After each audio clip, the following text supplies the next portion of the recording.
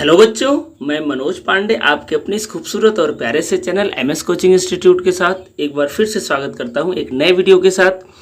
बच्चों, I hope last video आपने देखा है जिसमें हम लोग पढ़े थे कि डाई इलेक्ट्रिक्स क्या होता है। तो डाई इलेक्ट्रिक क्या होता है? एक रबिंग इंसुलेटिंग मटेरियल होता है जिसको अगर एक्सटर्नल इलेक्ट्रिक फील्ड में रखा जाए तो वो पोलराइज हो जाता है। ठीक है, इस टॉपिक में हम लोग पढ़ेंगे कि डाई इलेक्ट्रिक कैसे पोलराइजेशन होता है डाई इलेक्ट्रिक में, और डाइइलेक्ट्रिक से रिलेटेड कुछ टर्मिनोलॉजी यूज्ड होती हैं और वो उनको कैसे हम लोग समझते हैं, उन सारी बातों को हम लोग इस वीडियो में करेंगे। तो अगर आप हमारे चैनल पर पहली बार विजिट किए हैं तो मैं आपसे रिक्वेस्ट करूंगा कि वीडियो को आप पूरा देखिए और समझने का अच्छे से प्रयास करिए। मैं पूरी कोशिश करूंगा कि ये टॉपिक आपको अच्छे से समझ में आए, और वीडियो पसंद आएगा तो वीडियो को लाइक ज़रूर करिएगा। अगर आप फर्स्ट टाइम हमारे चैनल पर विजिट किए और अभी तक आपने हमारे चैनल को सब्सक्राइब नहीं किया है तो चैनल को भी सब्सक्राइब जरूर कर लीजिएगा। साथ साथ जो आप नोट्स स्क्रीन पर देख रहे हैं ये सारे नोट्स हमारी वेबसाइट पर भी अवेलेबल हैं। आप चाहो तो हमारी वेबसाइट पर विजिट करके ये सारे नोट्स आप फ्री में डाउनलोड कर सकते हो। चलिए हम लोग टॉपिक को स्टार्ट करते हैं।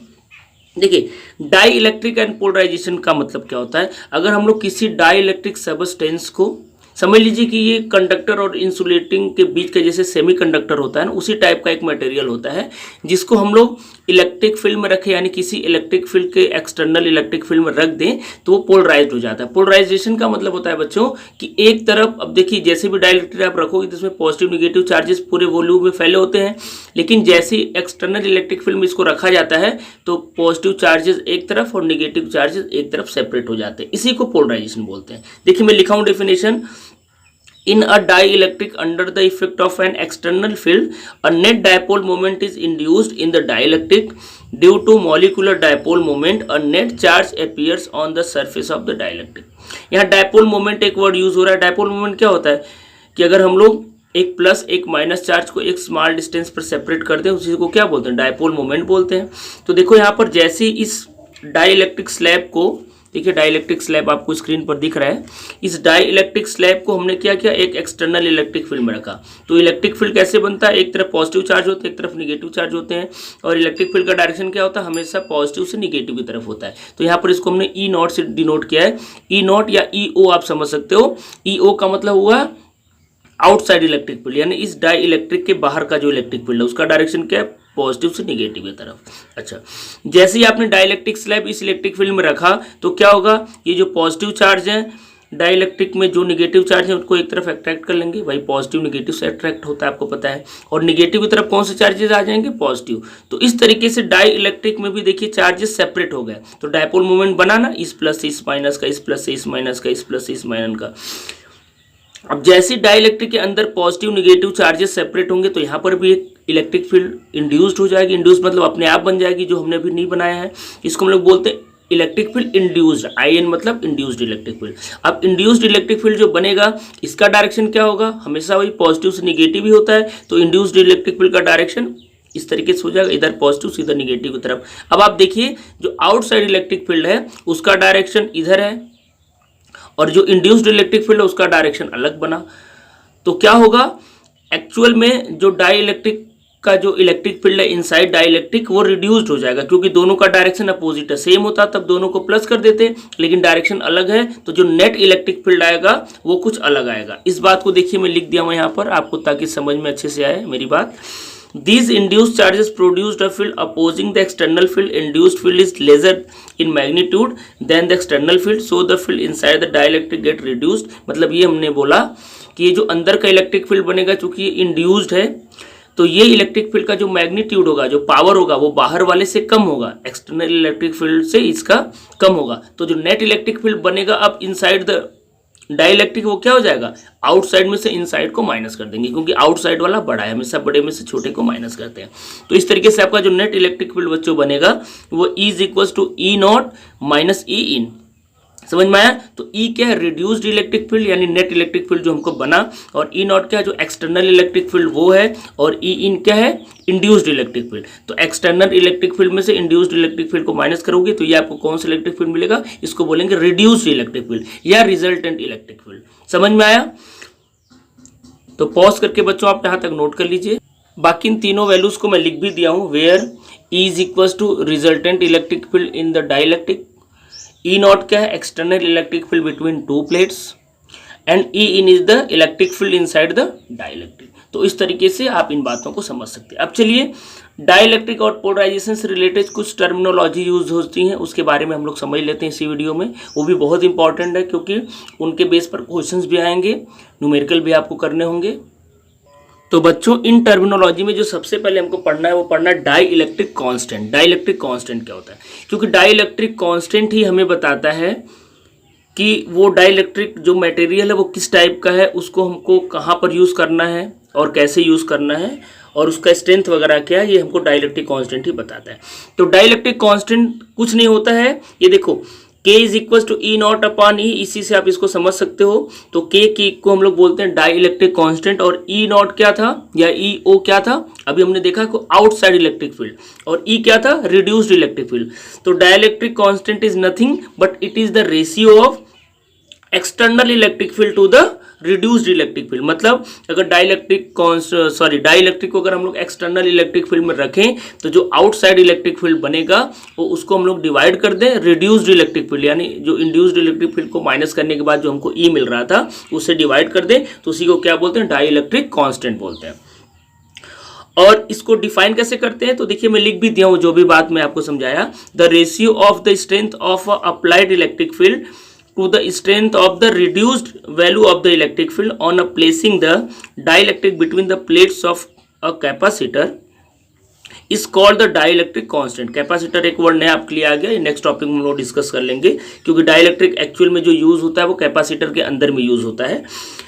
ठीक है, constant of the dielectric medium, मतलब वही मैं बात बोल रहा हूँ कि अगर हम लोग किसी कैपेसिटर में एक डाइलेक्ट्रिक सबस्टेंस को रख दें तो जो आउटसाइड का इलेक्ट्रिक फील्ड बनेगा और जो रिड्यूस्ड इलेक्ट्रिक फील्ड ई बनेगा, यानी ई नॉट माइनस ई इन जो था जिसका वैल्यू ई था, उन दोनों का रेशियो को क्या बोलते हैं, डाइलेक्ट्रिक कांस्टेंट बोलते हैं। और हम लोग एक बात और बोल रहे हैं कि ये बहुत इंपॉर्टेंट, अगर एमसीक्यू के पर्पज से देखेंगे, द वैल्यू ऑफ के इज ऑलवेज ग्रेटर देन 1, यानी डाइलेक्ट्रिक कांस्टेंट जो के होता है उसका वैल्यू हमेशा 1 से बड़ा होता है। इसको आप इस तरीके से समझ सकते हो कि 1 से बड़ा क्यों होता है। देखिए हमने आपको क्या बताया कि जो ई नॉट का वैल्यू होता है वो ई इन से क्या होता है, ज़्यादा होता है। तो जब आप ई नॉट को ई इन से यानी आउटसाइड इलेक्ट्रिक फील्ड को इंड्यूस्ड इलेक्ट्रिक फील्ड से माइनस करोगे तो उसका जो वैल्यू आएगा वो ई नॉट से तो कम ही आएगा, उसी को तो हम लोग ई बोलते हैं। फिर से समझिए मैं क्या बोल रहा हूँ, ई बराबर क्या होता है, ई इज इक्वल टू क्या होता है, ई नॉट माइनस ई इन। तो जब आप ई नॉट में से ई इन माइनस करोगे तो वो वैल्यू जो आएगा वो तो ई नॉट से कम ही आएगा ना। तो अगर ऊपर का नंबर, सॉरी मैं उल्टा थोड़ा बोल दिया, उसके लिए मैं माफ़ी चाहता हूँ, ई नॉट का वैल्यू ज़्यादा आएगा। क्यों, क्योंकि आउटसाइड इलेक्ट्रिक फील्ड ज़्यादा है, ठीक है, उसमें से इनसाइड माइनस करोगे यानी कुछ कम करोगे तो उसका वैल्यू ई होता है ना। तो E not is always greater than E. तो अगर ऊपर का न्यूमरेटर का वैल्यू बड़ा हो और डिनोमिनेटर का वैल्यू छोटा हो तो उसका रेशियो हमेशा क्या आता है, 1 से बड़ा ही आता है। तो इस तरीके से जो डाइलेक्ट्रिक कांस्टेंट का वैल्यू होता है वो हमेशा ग्रेटर देन 1 होता है। अब नेक्स्ट टॉपिक हम लोग देख लेते हैं। नेक्स्ट टॉपिक बच्चों हमारा है पोलराइजेशन।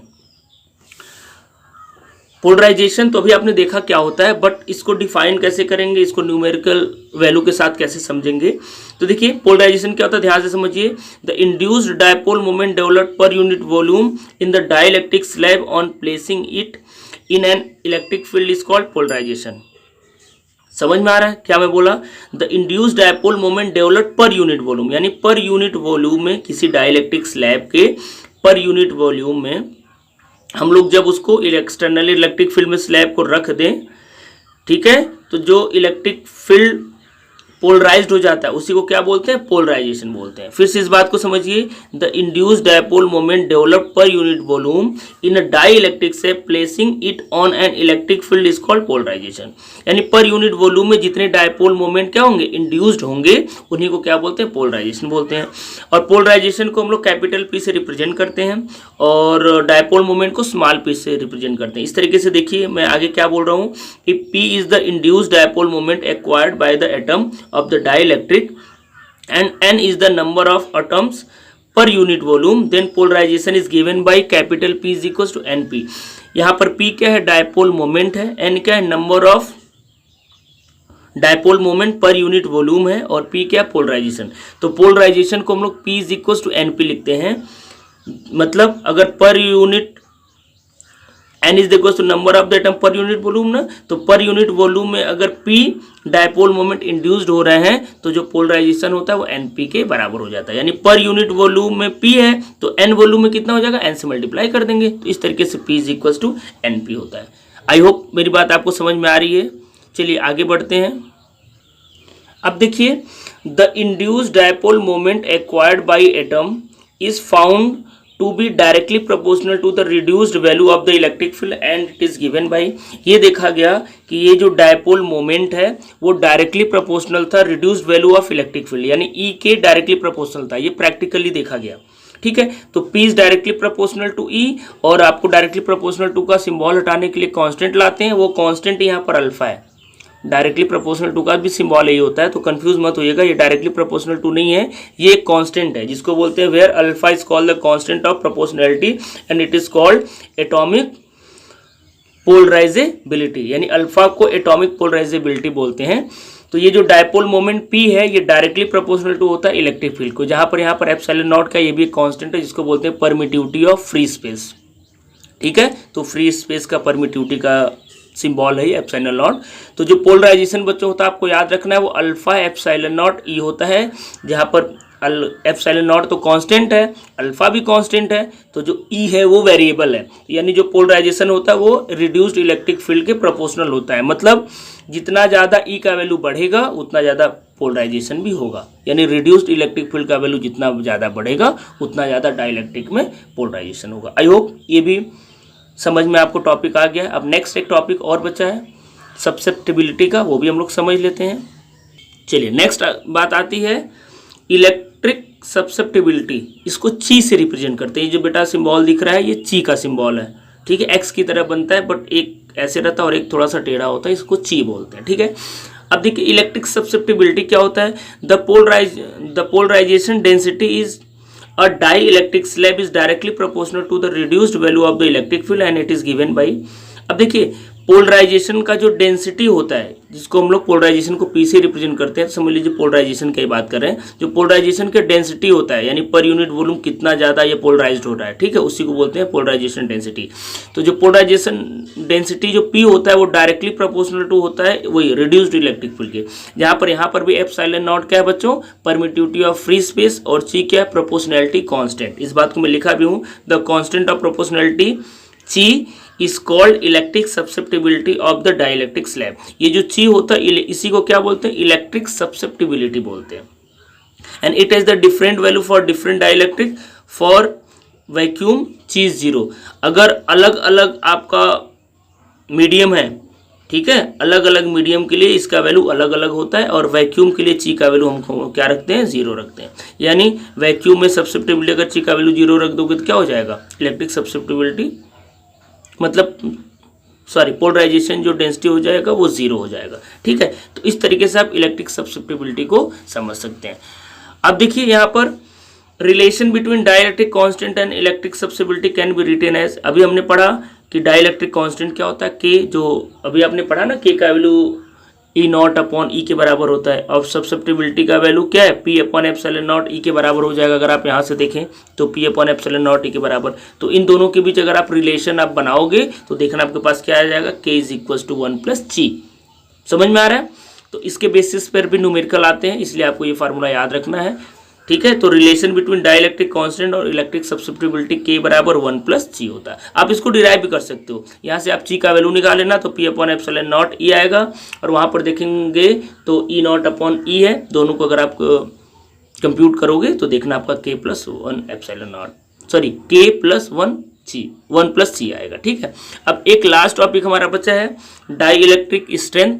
तो डाई इलेक्ट्रिक स्ट्रेंथ क्या होता है, स्ट्रेंथ मतलब ताकत होता है, आपको पता है, यानी किसी भी डाई इलेक्ट्रिक का जो ताकत है, जो पावर है, उसी को क्या बोलते हैं, डाई इलेक्ट्रिक स्ट्रेंथ बोलते हैं। इसको डिफाइन कैसे करेंगे, the maximum electric field that a dielectric can withstand without break down, it is called the dielectric strength. मतलब अगर हम लोग किसी डाई इलेक्ट्रिक को एक्सटर्नल इलेक्ट्रिक फील्ड में रख दें और वो मैक्सिमम, जितना ज़्यादा मैक्सिमम इलेक्ट्रिक फील्ड को वो सह सकता है, ठीक है, यानी जितना विद स्टैंड मतलब उसको सह सकता है, उसके जितना कैपेसिटी है, और वो बिना ब्रेक डाउन हुए यानी बिना टूटे अगर उसको सह सकता है, उसी को क्या बोलते हैं, डाइलेक्ट्रिक स्ट्रेंथ बोलते हैं। किसी भी डाइलेक्ट्रिक को अगर हम लोग एयर में रखें तो उसके लिए जो इसका वैल्यू होता है वो आपको याद रखना है, 3 × 10⁶ वॉल्यूम पर मीटर होता है, यानी 1 मीटर में इतना वॉल्यूम का ही होता है, 3 × 10⁶। तो ये वैल्यू आपको याद रखना है क्योंकि MCQ क्वेश्चंस में ये वैल्यू पूछे जा सकते हैं।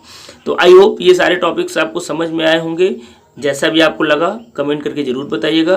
तो नेक्स्ट वीडियो में एक नए टॉपिक के साथ मिलेंगे, तब तक के लिए थैंक यू सो मच।